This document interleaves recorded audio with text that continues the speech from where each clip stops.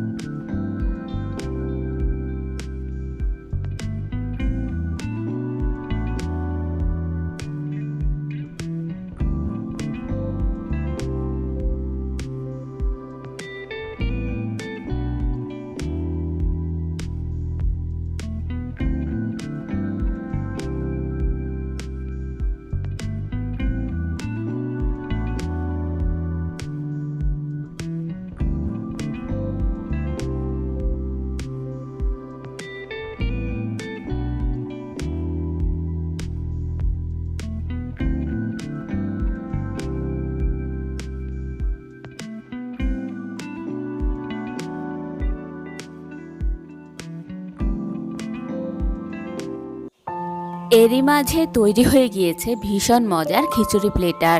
রেসিপিটি ভালো লাগলে আপনার প্রিয়জনের জন্য বাসায় অবশ্যই তৈরি করবেন। আর এইরকমই সব মজার মজার রেসিপি পেতে আমার চ্যানেলটিকে প্লিজ এখনই সাবস্ক্রাইব করুন। আজ এই পর্যন্তই, আল্লাহ হাফেজ।